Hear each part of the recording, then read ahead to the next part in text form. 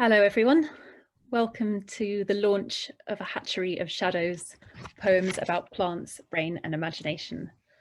We're really looking forward to this evening and hope you are too. We've got a lot of amazing poets here to read their poems from the anthology. Just to introduce it, I'd like to say a few words about the anthology itself, and then I'm going to pass on to Sarah Watkinson, who's one of the founders of SIPO, to say a little bit more about what it's come out of, and also to speak from her sort of position of expertise about plants as well. So the blurb on the back of the anthology, which is here if you haven't got a copy already, written by Lucy Newlyn, poet and Emeritus Fellow in English from St Edmund Hall, Oxford, says, "I have read this anthology 3 times with immense pleasure. Each reading has uncovered new meanings, new levels of enjoyment in the resources of free verse, handled with exceptional skill here by a bunch of fine poets. The anthology's central themes, plants, the brain and imagination, are interwoven in a delightfully varied but unified verbal dance. The anthology is testimony to the unending capacity of the natural world to elicit wonder, curiosity, puzzlement, and imaginative exploration." And we're hoping that you'll be able to hear some of that in the readings today. Just a little bit about the anthology and where it's come out of. So in this anthology, we've included poems that were sort of winning and commended poems from 2 competitions that ran in 2019. So SIPO's adult and under 18 poetry competitions. The adult competition was focused on plants, brain and imagination, and the under 18 competition had a theme of eating plants, which was interpreted in a number of different ways. And so we're really happy to have some of those winners and commended poets reading this evening. We also had poems that came out of a number of workshops that ran through the year based around the theme of plants, brain and imagination. Workshops that were run in partnership with the Oxford Natural History Museum, Oxford Botanic Garden, Wytham Woods and St Hilda's College. And we've also got some contributions from the organisers of SIPO and the SIPO 2019 guest poets, Francis Leviston and Adam Horowitz.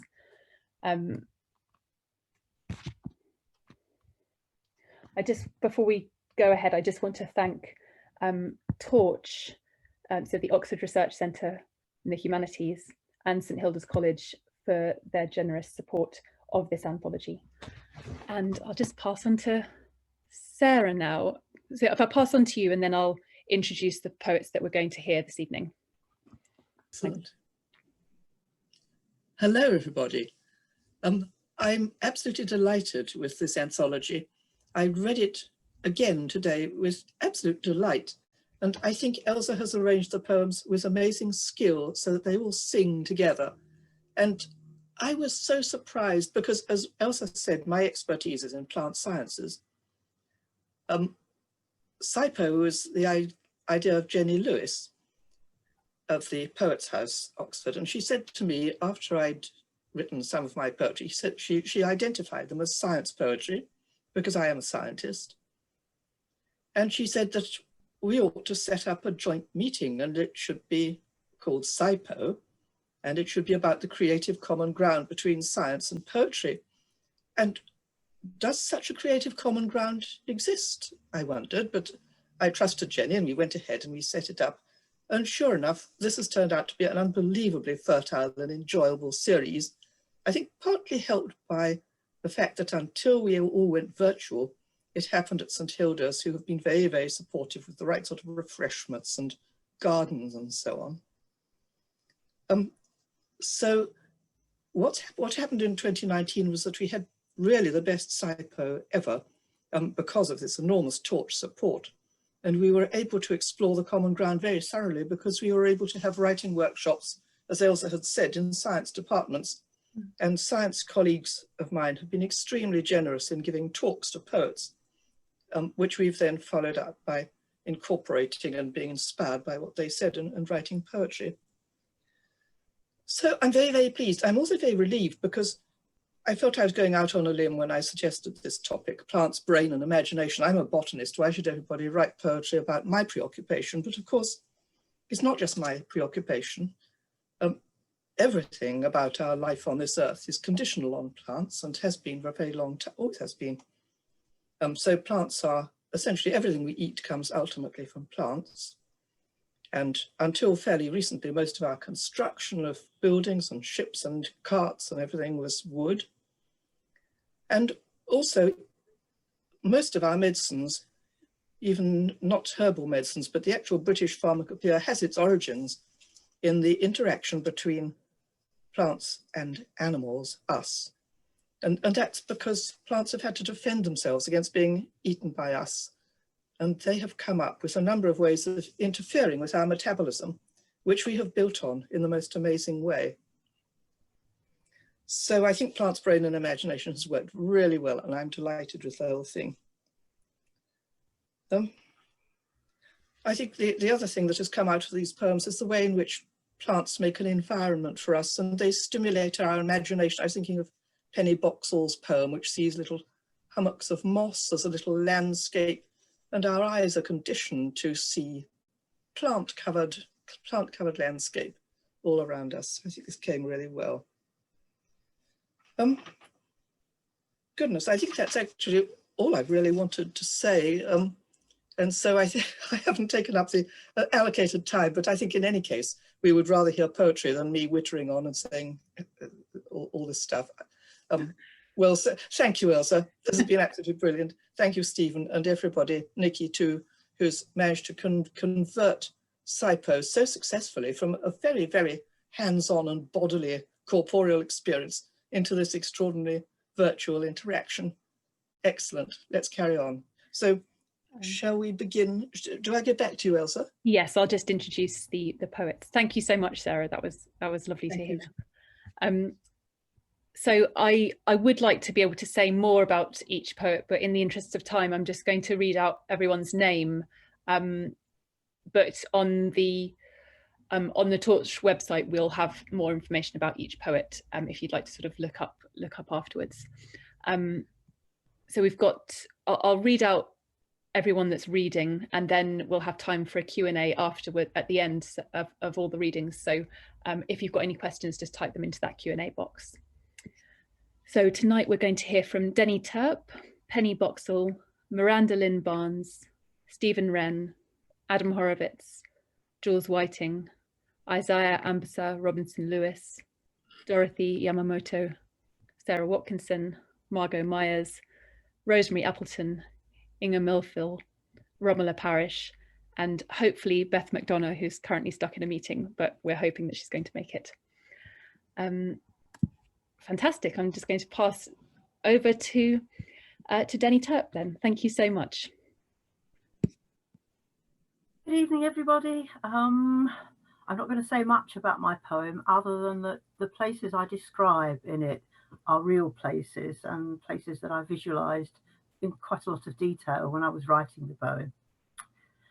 Atomized, endless possibilities. You might become a park, wake up from dark and sleep to find you've broken out in oaks and flower borders, benches where the thoughtful sit to feed the ducks that crowd around the edges of your lake in banks of quacks. You might have paths that wander into quiet corners where the distant sounds of unoiled swings and giggles paint the air with orange drops. You might be part divided by a bowling green, square and neatly velveted in that special grass for rolling, trimmed weekly by your keeper to keep the dandelions and daisies down. You might even range across to fields, stray off and far beyond your boundaries, be filled with waving grasses, meadow buttercup and yarrow, lady smock. You might become a park where after dark the gates are locked and black-winged birds can gather in the soothing folds of all your branches, settling noisily at first, then stilled to feathered drowsing, heads down and downy, tucked in neat. You might become a park, sense the sweetness of the soil across your skin, be almost made complete, then settle to the twilight coolness, the closing dark. And I shall pass on to the next poet to read, who will be Penny Boxhall. Thank you. Thank you, Jenny, and thank you so much, Elsa and Sarah. It's been an absolute pleasure to be involved in this wonderful project. I'm going to read Small-Mouthed Beardless Moss, which is one in a series of poems I'm writing about the moss expert Richard Spruce, who was a Victorian botanist. At this stage in the series, he's a young man in Yorkshire, and guess what? He's looking at moss. Small-mouthed beardless moss. Grass like heat haze, foxgloves spectacular and rude, all the greens boggling. A bright wagtail claiming a furred stone and shouting. Gull on the still rye, gliding with a magnet underneath. From a height, there could be something of the Amazon about this stretch. The water black, a certain junglish accent to the vines until a current petticoats the surface. Deep lane with a barred gate, the sort you can't hurry. And inevitably, moss, clinging to the dry stone wall, clumping there, little Pyrenees or uncharted Andean ruins, or looking like itself, fractals off the big block of England. Perhaps the chief beauty of moss, barring storm or sheep, it's always just where you left it.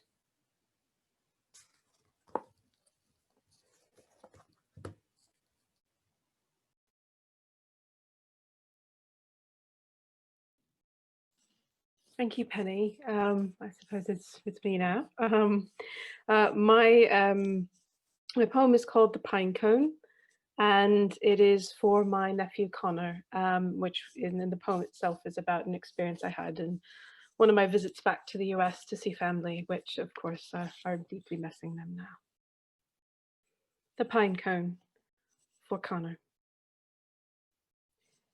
This boy has memorized all the planets and will memorize every single star if given the chance. He once held Mars in his hands and carried it around with him for days after opening it as a gift. This year, he tells me he wants me to live in the pinecone of his imagination, that he'll bring Grammy and Papa too, each nestled into our own golden scale, spiraled on the Rachis axis inside a Fibonacci galaxy of kinfolk, opening each time his mind extends an invitation, a pollen of asterisms illuminating our homes like fireflies. As he names each one of us, my own mind blooms with images of us aglow as seeds of light. He gently touches my necklace with a fingertip, the silver circle amulet, which circumscribes a silver tree, and says to me, "That's infinity.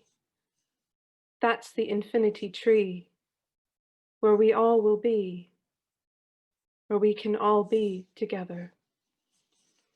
And I just want to thank Sarah and Elsa and Stephen, and pass it on to Stephen Wren. Thank you.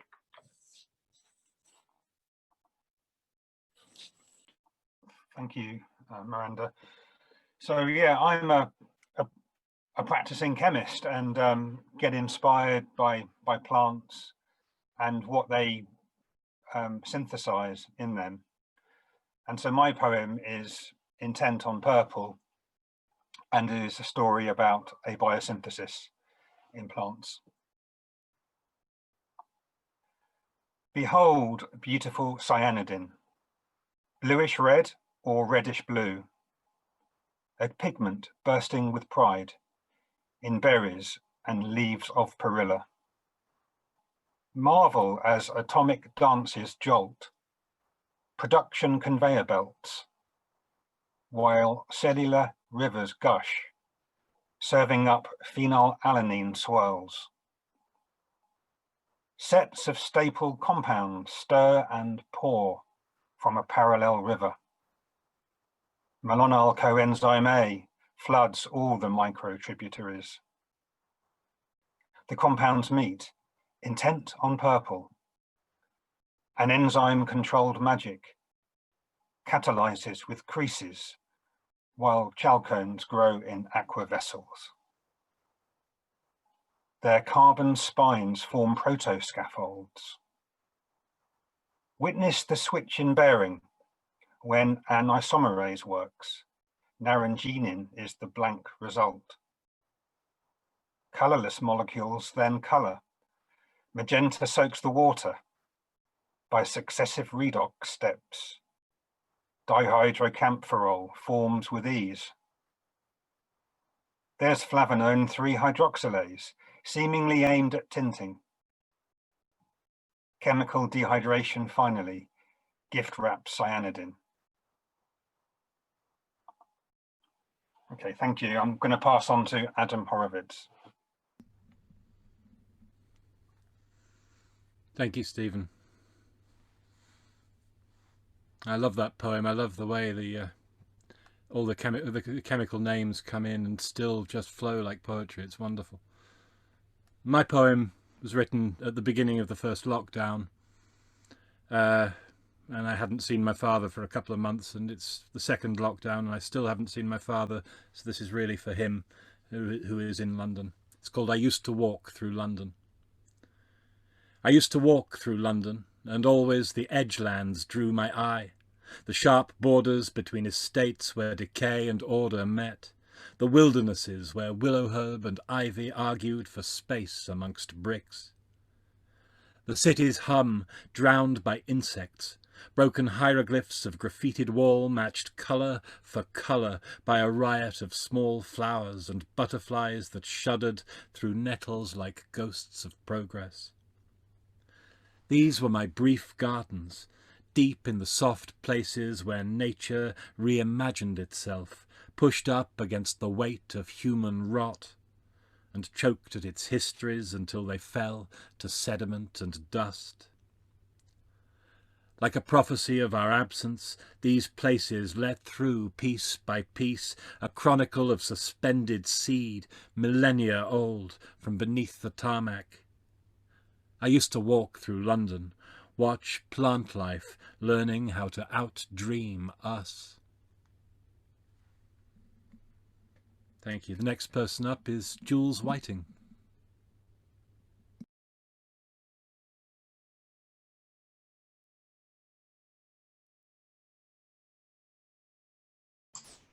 Sorry. Thank you, Adam. Thank you. This poem is called Silver Birch. My mother, thin-leaved, hard-wooded, has roots immune to extremes of hot or cold. And given plenty of brightness, she cares for little else. I've seen her slough her pallid bark as last season's wear, dress her pendulous branches in small, loosely hung leaves, garnishing the sky with green tooth-edged triangles. To others, she appears open, swaying her foliage so consistently, her body is scarcely hidden, allowing light to luster the woodland floor with moss and celandines. But up in a canopy, she overlaps one leaf with another, and when spotted by the sun's bright shine, she nurtures a hatchery of shadows. Thank Thank you. Passing on to Isaiah. Hi, thank you, Jules. I wrote my poem about a flower called Nerium oleander, which is a very beautiful flower, but it's got quite deadly and toxic qualities, and I thought it would be an interesting inspiration for the competition. You're a cactus flower, born from spikes and pricks. You transcend your roots, living for that bloom, which will finally change their perception of you. Hydration isn't necessary, xerophyte. Your love, your desert destiny. You glisten, you listen to the various thoughts of famine which pass over the lobes of my brain and rest on the parchment of my tongue. You live your life, your vim and vigor. Enchantress, I said, preying on my moments of vulnerability. I am delirious. I am delusional. You resemble safety. You make me pluck you with total insanity. I'll now be passing on to Dorothy Yamamoto.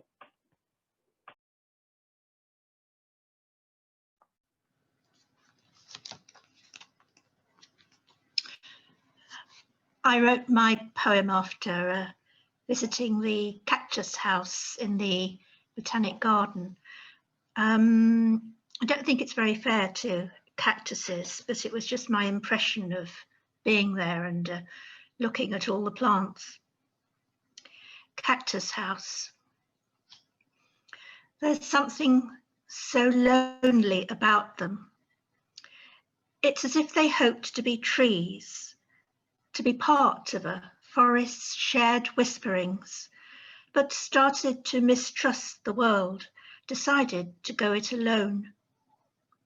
And so trunks have become girders, studded with bolts, or have swelled odematous, desperate to catch every drop of water. Grey limbs arch to the glass roof, tap on it, want, want, want, while leaves below are rimmed with shark's teeth. So much has been lost, the swimming down through the rich earth, the gossipy internet of mycelia. So they're stranded here, as good as rootless, like the last man, the last woman at the last gate, stretching their arms. Well, of course, they're not arms, but we think they are, as we think of them reaching up before the endless dryness. And now, Sarah.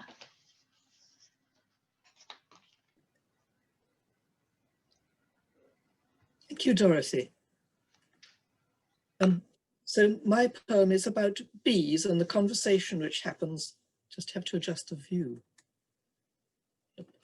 And the conversation between flowers and bees. So the bees are wanting nectar and the flowers are really out for sex. The bee is the medium. Mind maps. The bees remind me of myself on a Saturday morning, wandering around the house, not quite fixed on what needs doing next, when the phone rings and reels me in. I'm watching a worker buzzing here and there in random but localized loops as she passes a flower, then seems to remember a purpose, her own or the antirrhinum's, and the next second, the furry body burrows through the door, parting the corolla's top and bottom lips to disappear inside, then backs out and buzzes off to continue quartering the garden. Later, she'll revisit the same flower, so bees must be able to remember. They must map the summer garden, flagging significant aromas, esters or aldehydes that rise from favourite flowers only. As I know my homeward road by sight and a loved voice by its timbre, so a bee's brain must somehow interpret these landing lights of scent upon the air. Thank you. So now I'll pass on to Margot.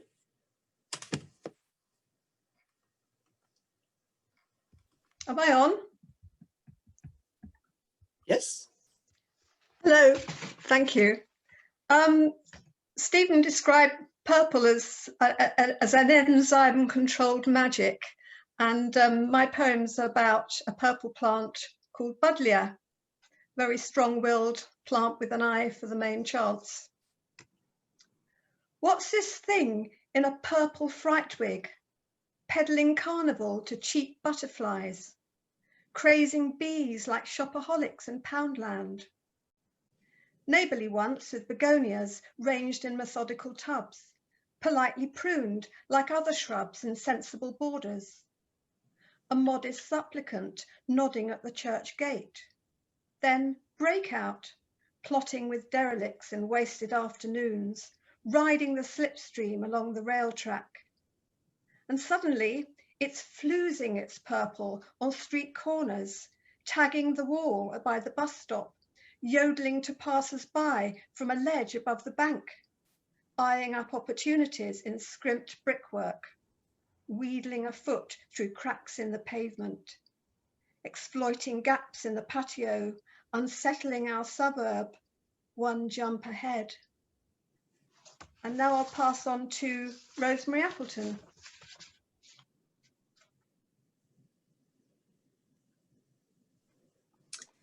This poem is called Elixir, and it's based on Lady Mary Sidney, who was acquainted with the magician John Dee in the 17th century and was an early chemist. Again she steps out alone at dawn to collect a bloom damp with dew. This indeed may do something. The morning vapour already misting into matter on the soft petals. Things move and change their state, she knows. Water's fumes swirl, condense to liquid, stream down the smoky glass. There is a vigour that builds in plants, propels their growth, their reach and generation. And this must be extracted in her laboratory, the pansy's petals pressed back as it combusts. She will find its force. In her laboratory, she will answer this mortal state. She will find the bright quickness that God first gives. And now I'm handing over to Inga Milful. Thank you.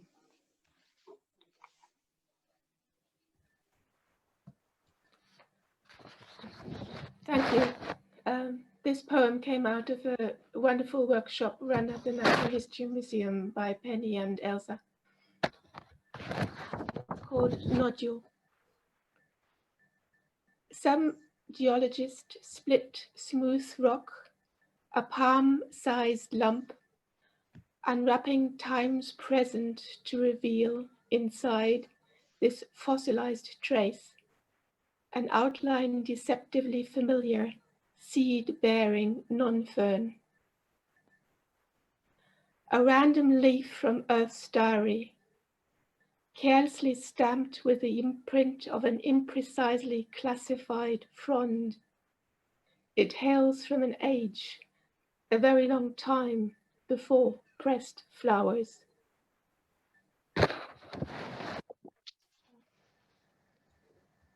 I think, has Romola read already? Romola? Not yet. Hi.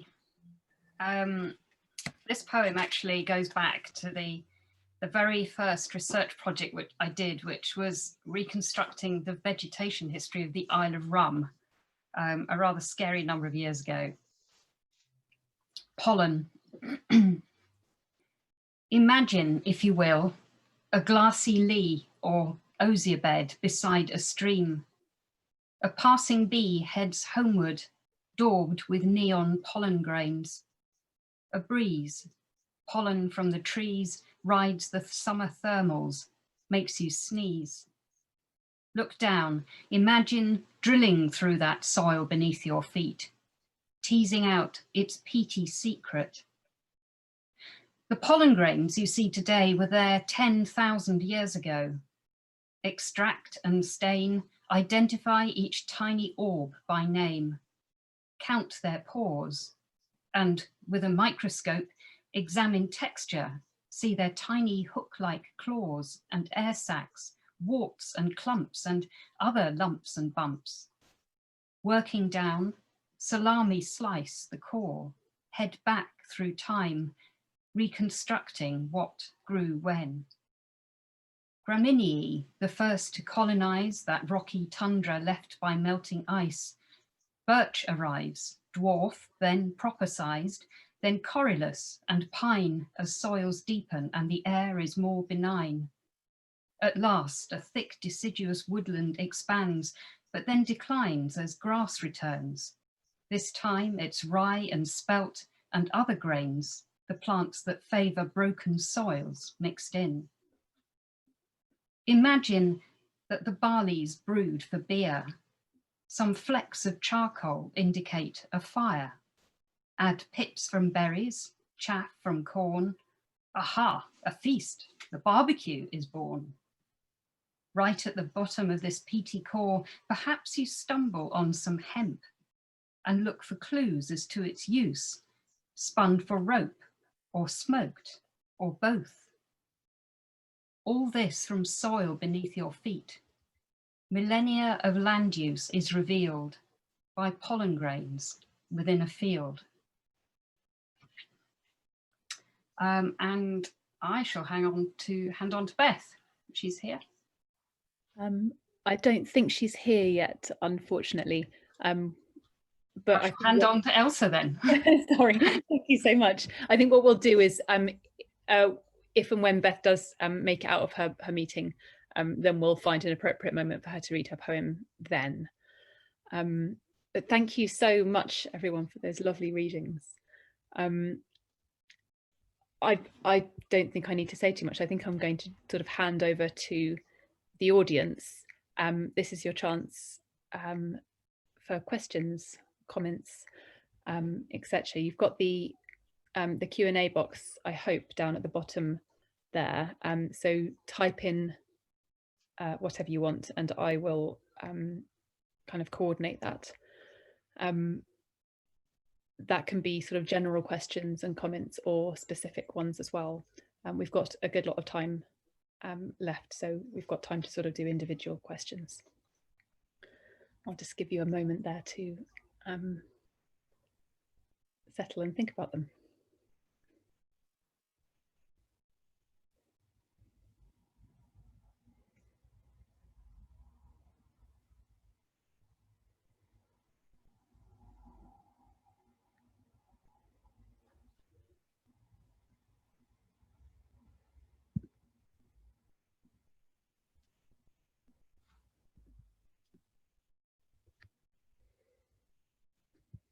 Okay, our first question here, oh well, that's sort of to me, I suppose. Was there a common theme announced to compose the collection, or did this come together coincidentally? So the theme came out of the SIPO's. SIPO had a theme for the year for the main events. And that was the theme for the collection, and also the theme for the adult competition that ran that year, and the under 18 competition had a sort of a linked theme, which was eating plants. So they sort of came out of that, but what happened is that there were a series of workshops and events and competitions, and they sort of kind of came through all those different avenues.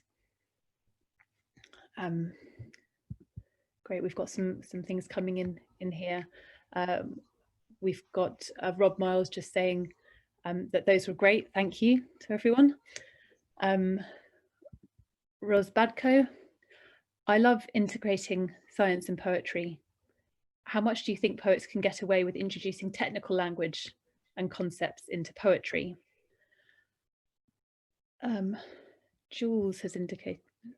Jules Whiting has indicated, I think, that she'd like to answer that question. I'm not quite sure how this works. Is that from you, Jules, or is that somebody else? No? Okay, so that's a question for everyone. How much do you think poets can get away with introducing technical language and concepts into poetry? That's an open question for our poets this evening. Anybody can leap in, I hope. Can I say something on that then? Please do. I mean, the reason I was asked to speak at SIPO last year was because I wrote a book called The Soil Never Sleeps about farming and kind of soil science, and a lot of what I did was to try and slowly, carefully introduce the science in, often in reported speech from the farmers who were kind of burrowing into the soil and beginning to learn about it. So these were all pasture farmers with a hugely environmental and biodiversity drive behind their farming. And so what I did was just kind of seed it through the book. So that it was a book of nature poetry, but also kind of wove in the science, and it has to be subtle, otherwise it can, or it often has to be subtle, otherwise it can be overwhelming sometimes. I think, and I hope I achieved that anyway, that subtlety. Thank you, Adam. Has anyone else got anything they want to say about that question as well? I think that, along with what Adam is saying, is I also think that you need to be able to write to the layperson if you are writing science type things, because obviously you can expect your reader to maybe look up 2 or 3 words that they wouldn't be familiar with.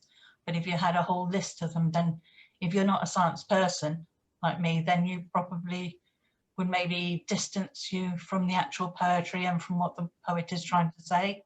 So like Adam says, it has to be subtle, and it has to be balanced with who your reader is going to be. I very much liked the way Stephen's poem went, because now you were somehow let off the hook. You didn't feel you had to know exactly what coenzyme A was. The music of it was so delightful. And also because I know that Stephen is a drug discovery chemist, I felt that I completely confidently could enjoy the music of his description of these reactions that were leading to the colour of plants. So maybe there are all sorts of ways of enjoying science in poetry. And I absolutely loved Adam's book, but I've also very much enjoyed Stephen's poem. I guess I'd like to chime in. Oh, sorry, did I talk over the top or something? Okay, no, I was just going to, I think there is, like Sarah says, a myriad of different ways that it can be done. I think certainly there is, if you are trying to communicate a concept in a way that you want to be accessible, then I would approach it perhaps the way that Adam has. But I think also the texture of language and the music of language is so much a part of poetry. Yes. That experience of just being awash in language, even if you don't always understand it. You know, I think if you give enough beauty and enough description and enough, you know, to hang on to for the reader, I think that you can perhaps get away with more than you might think. But I just think that, yes, that's important. Maybe you have to let the reader off the hook and make it quite clear somehow that you're not trying to give a science lesson. Anyone else have any comments they wanted to make on that? Well, when I was listening to Stephen's poem, and I knew that my plant was all about being purple, really, I was absolutely fascinated. And it was like, although I didn't obviously recognize much of the language, it was like a spell, you know, it was like some kind of spell being cast. And, you know, I picked up just one phrase, which I quickly wrote down, like controlled magic. And I thought, yeah, you know, this is what I think, this is kind of what I think about the Budlier. There was a kind of sort of magic about it, kind of uncanniness about it. And I got that from Stephen's poem as well.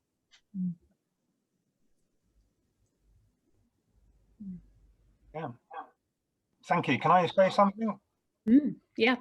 No, thank you, Margot. And I think Kathleen made a comment about there's a wealth of unexploited language in science that perhaps we can try to introduce. And there is always a balance, I find, between using words that are unfamiliar with words that help flow. And I think Adam made that point earlier, that if the technical words do flow with the story or with the narrative in the poem, you can still appreciate the the music of the poetry. And perhaps as science poetry grows, more and more words will become more familiar from the scientific community. Thank you, Stephen. Just to say that's in relation to oh, it's just moved. How did that move? Yeah, I think it was Kathleen. Philome's comment and question, which says, one of the things I thought listening to Steve's poem was of the wealth of unexploited language in science. But on the other hand, the unfamiliarity of such words might be a barrier to the general public. Does anyone else have any comments on that sort of comment and question? Well, I didn't think it was a barrier at all. I just thought it was enlightening in many ways. Can I just jump in and say that I think if you're using technical vocabulary to deliver content, as Sarah said, you don't want to give a science lesson. So if you're using technical vocabulary to make an educational point, I think that can be off-putting to people, but I don't think anyone's done that. And I think the comment about unexploited language is just perfect, because what I find, I'm an English literature person, not a scientist, but I find it fascinating when there is a precise term for something which I'd only tangentially thought about, and that's what drew me to this in the first place.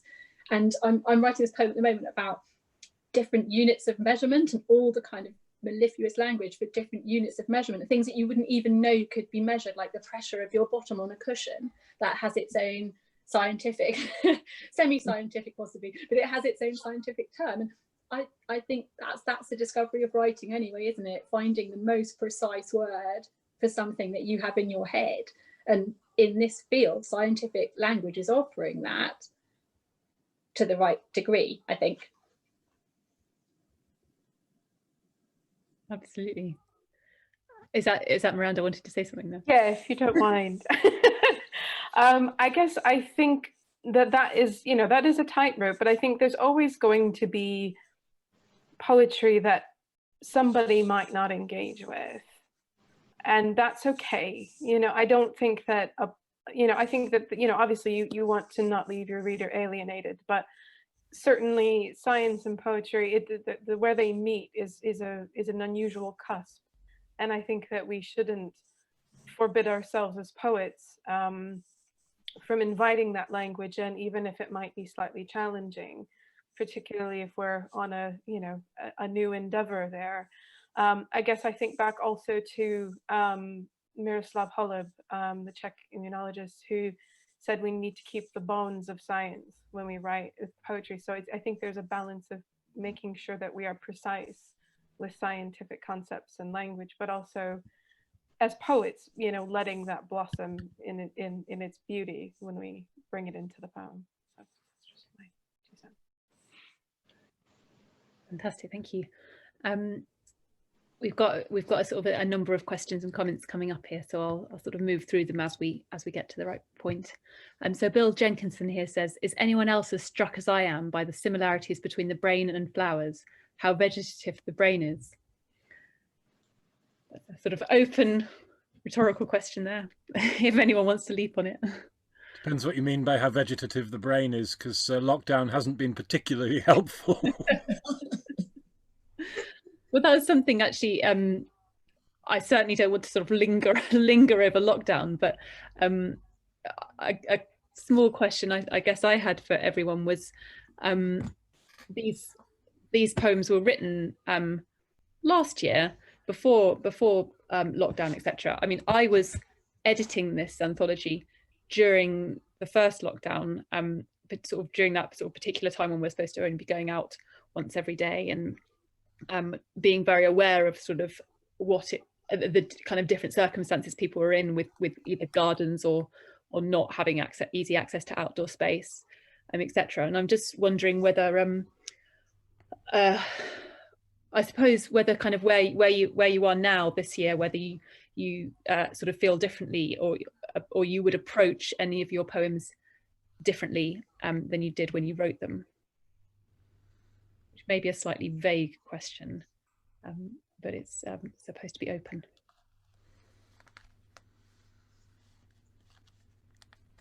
Do you think that we've all got a slightly different perspective on what we're writing now? I think that my poetry has changed how I view it, how I go about it, and certainly what's come out is different from how I wrote pre.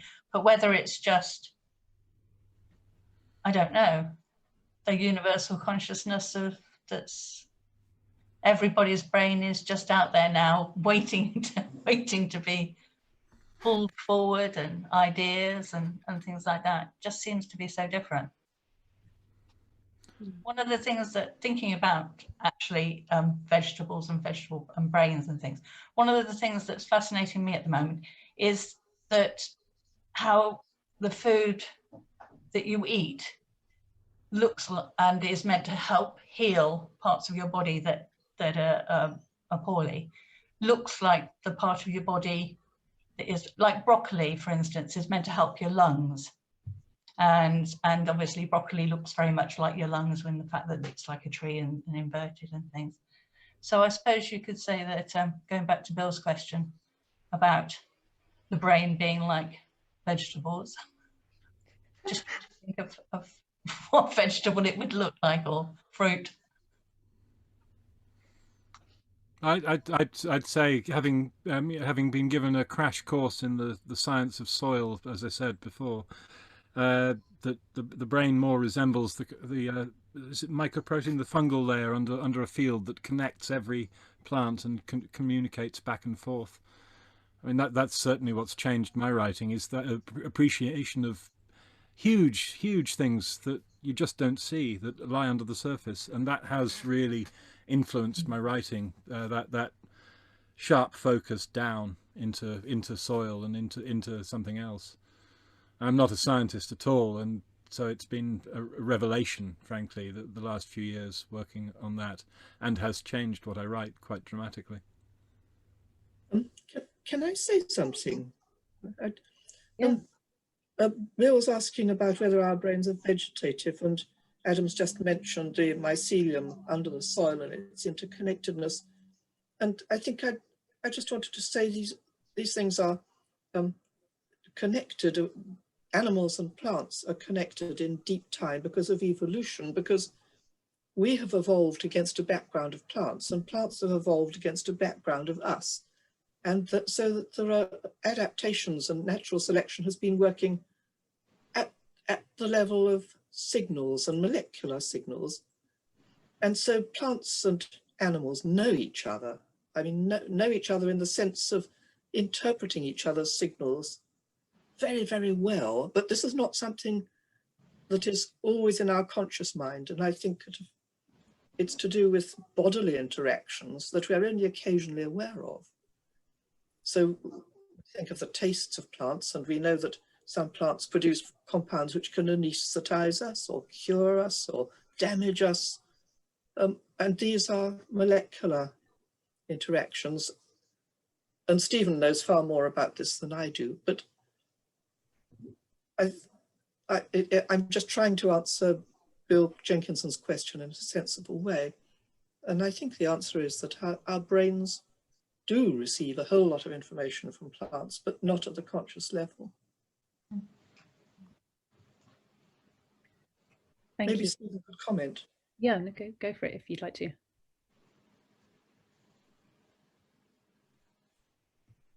On a purely practical level,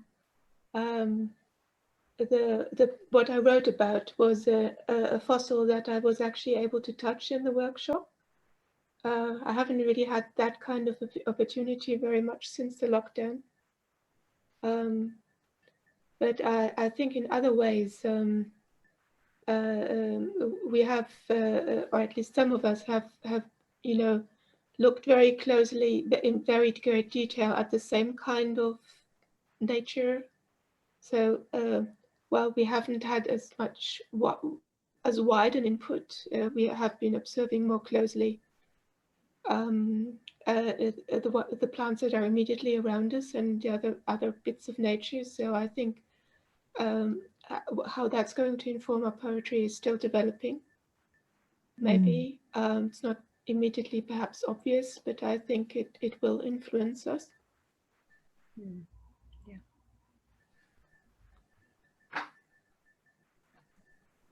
We've got another question from Matthew Griffiths here.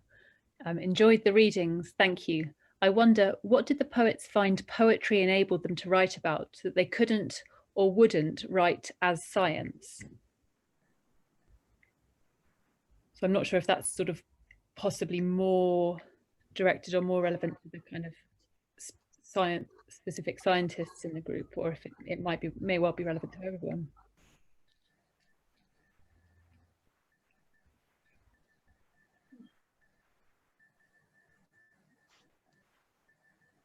Yeah, I think I can have a go at answering. Great. Also, great question, Matthew. I think as a scientist who loves words, I think sometimes you can recognize that a biological or chemical process has beauty, and the biosynthesis in plants is a great example where, you know, you can imagine things happening at the molecular level as part of like a stream perhaps, or a flow of water. All cells are largely water, and that kind of beauty, and actually the miracles that happen in plants all the time, every day, seem to have a lot more value in them than just talking about the hard facts of which bonds are broken, which bonds are unbroken, or formed. And so yeah, I think encapsulating the natural world, and this is an argument for SciPo really, kind of needs poetry, but also it needs the science to get the full picture almost. There is real beauty in what we observe. Yes. Sarah, I mean, you may want to add to that.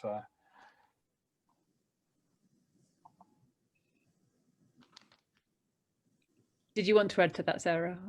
I wasn't sure if you were trying to come in there. Yes, no, I just wanted to agree enthusiastically, but not hog the discourse. Okay. I completely agree. The more you learn about the way things work and how things are, the more bowled over you are by the sheer wonder of it. We've got a few comments here and then some more questions. So we've got Christina Lyons who says, beautiful poems, everyone, thank you. And particularly that it's very special hearing poems read aloud. Jenny Lewis says, I think the science has to be illuminating, and Sarah is wonderful at this, making science visionary and lyrical rather than academic. Thank you, Jenny. Joe Sanders says, wonderful. Could you all read another poem, please? And then we've got a question from Pat Winslow here. Do you see a role for integrating poetry and science within the school curriculum? It's probably easier to do at primary level, but do you think it would be beneficial or even possible at secondary level?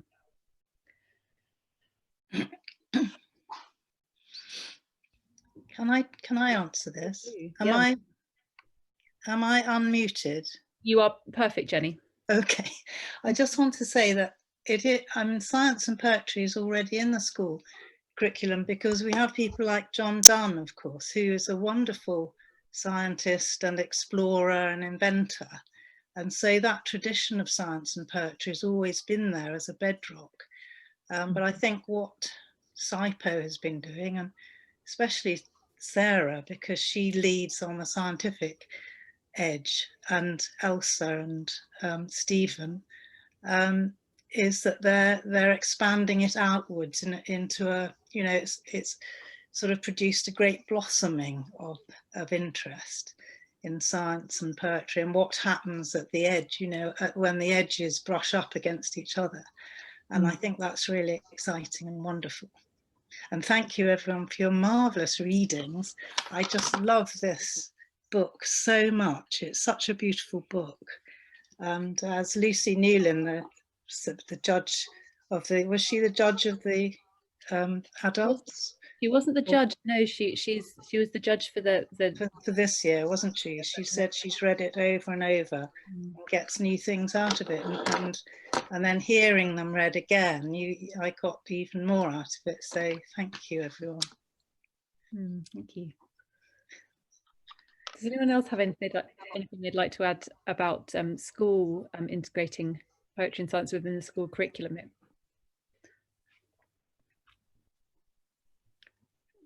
might be something to leave us to think about there. I think. I wanted to thank Carrietta, who judged that competition, gratitude of her own, just out of kindness and enthusiasm for the project. And what an excellent entry we had. Over 60 people put their poems in. And we had some absolutely excellent poetry.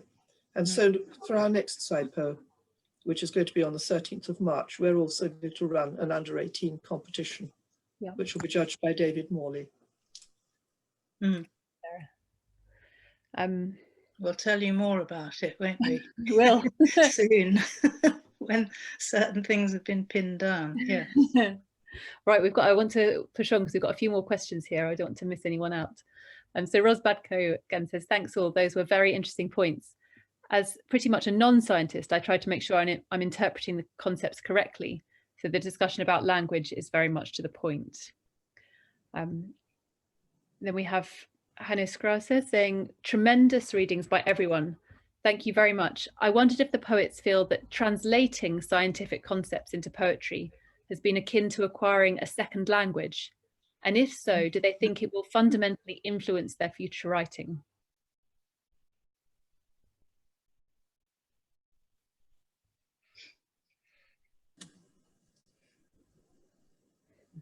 I'm not sure it's a second language. It's more a different perspective. I think you see science or experience science, the science that you have practiced, in a different way. And I certainly found that thinking of it in poetic terms is unfettered in a way that a lot of scientific thinking cannot be, because scientific thinking is sort of grounded in logic, it's grounded in rules, hypotheses of testing of things, of replication of experiments, whereas poetry is bound by none of those. So I've always found it's given science not a new language, but a new dimension, you know, the sort of fourth dimension that allows you to come back at it and see it and experience it in a different kind of way. So is it all right if I just jump in a moment about that? Yeah. I guess as a person who is not a practicing scientist, but as a poet who is fascinated and rather fixated on the concepts that science allows us to explore, I think it's inevitable that when you have that extra language and that extra realm of concepts, that it will influence your writing. And I do think there is that new language. It is learning that and learning how to say things correctly and precisely in that new language. So can I add something? Yeah, please do. I think more so what this poetry competition has helped me with a lot is sort of feeling very sort of academically cultured. And I think it's important that school children have something outside of school on an extracurricular level to sort of make them more cultured in a sense. And I think it's been really good. It's just been a really good experience for me. So more so than just academically, but also in an extracurricular sense as well. I think is very beneficial, especially for getting more people into higher education as well, who may not have been as confident enough to do so before. It's been very good. And me, I'm doing my A-levels right now, and I study biology, chemistry, and French. So I have that sort of combination of literature and science, so I can really sort of relate to SciPo and the ideas behind. Great. Thank you so much, Isaiah. May I ask a question of Isaiah? Yeah.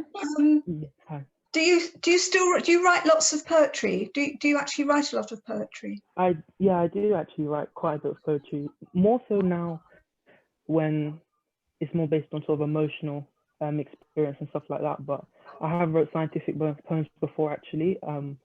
2 of my poems went on display at Somerset House for a program with King's College London, and that was about diabetes, and I wrote some poems about that.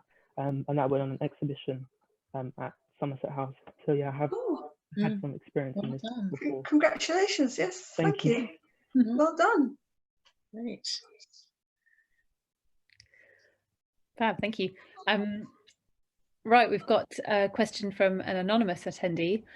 Who do you see as the audience for your science poetry, everyone? Are you trying to reach the scientists, or is it aimed at the existing poetry reader?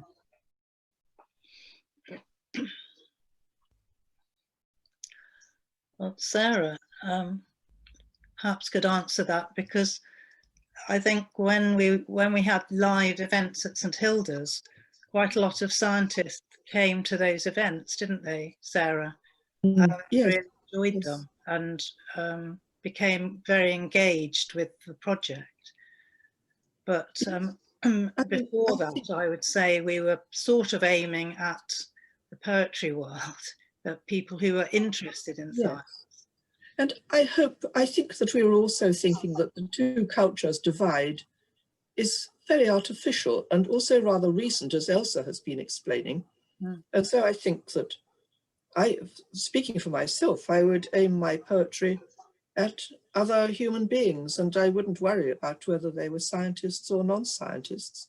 I have been rather pleased, actually, with my little pamphlet to find that all sorts of old friends from university who went into completely different areas, not scientists, have written to me and said how much they liked it.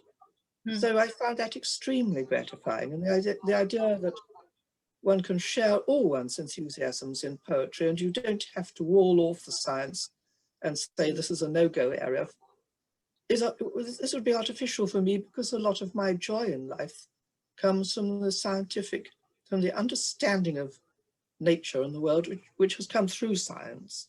So I don't want to be didactic and turn everybody else into an A-level scientist, but I'd just like to share, I think, as Stephen has said so eloquently, we are seeing these wonders and we want to share them. And Jenny has opened up to me the way you can do this. She's guided me so carefully, shown me what poetry is and the various forms, and this has given me a language in which to express my wonder and pleasure in the things that I've learnt. So no, I don't think... I think you struck gold fairly early on, Sarah, writing a sonnet that dung beetles navigate by starlight was one of the first sonnets you wrote, and blew everyone away completely. It was fabulous, and that's what I meant about being visionary, you know, bringing the visionary aspects of science into poetry. But I think a lot of scientists write poetry, and certainly my GP writes poetry, and encourages his son, who's 10, and who apparently writes poetry all the time. So you know, we shouldn't think it's only poets or only the humanities that poetry comes from. It comes from everywhere. Absolutely. Well, one of my other hats is as the public and patient involvement facilitator for Oxford Medical School. And I was just sort of co-teaching a session this morning with medical students, and I read out 2 poems to them as part of that. One of them by a doctor who writes poetry about the doctor-patient relationship. So great. Bring that around. Yeah. And Matt, may I speak? If science is a close observation of nature, you know, that's one way I would think about science. I mean, this is what poets have done, you know, through the centuries. And, you know, maybe there wasn't that much of a divide. And my favourite poet is Tennyson, one of my favourites, who's notoriously interested in science and wrote In Memoriam, which is based on, part of it anyway, a very emotional response to evolutionary theory. You know, I think it was probably it was a much more general readership then. You know, there wasn't that huge split that we seem to have had in the 20th century between science and the humanities. So just thought I'd say that.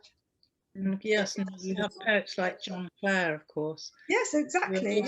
Wonderful nature poets, and and that's observation at its most precise and intense, isn't it, to his poetry? Yeah. I was thinking of John Clare actually when I. Were you? Yeah. Yeah, yeah. Absolutely. I've got another question here from another anonymous. Thank you all for your beautiful readings. As the audience, I enjoyed the music of poems being read out loud. Do you, or how do you practice listening as poets and language composers? So practice listening. So that's, I suppose, back to that comment about John Clare in some ways, but whether anyone wants to build on that.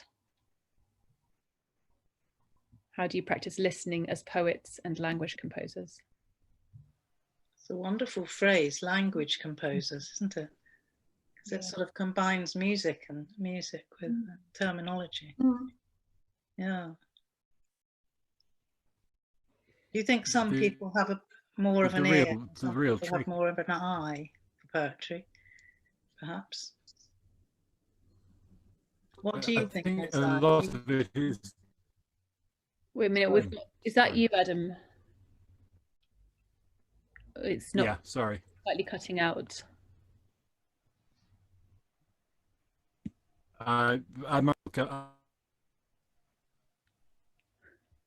We'll give you a moment and come back to you.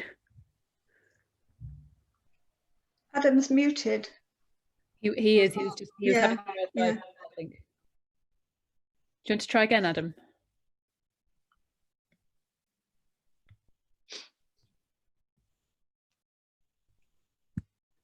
Internet playing up. We'll give you a moment and then come back to you if we can. Would anyone else like to take up that? Yes, go on. Okay. I guess as coming from the side of a poet, I think that from a young age you sort of start to just listen as a way of observing, and you find music in things, and you want to maybe reproduce the effect of the way something is said, or things like that. But I think also on a more technical level with language, I think it is paying attention to the rhythms that certain sounds make, whether it's you know, consonants or vowels and those sorts of things, and bringing those in as your notes in the way that you compose things, and observing how that plays out in a piece, and you sort of develop an interior voice, I think, with your own work, even in silence, where you can hear the rhythms there.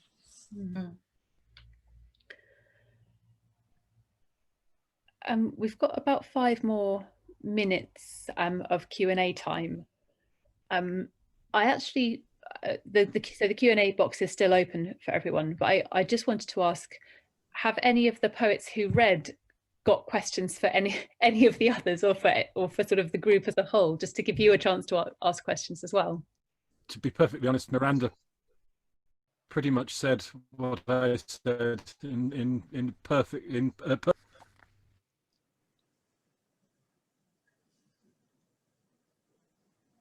We've lost you again. I've got nothing. I think you were saying, were you saying that Miranda covered it for the most part?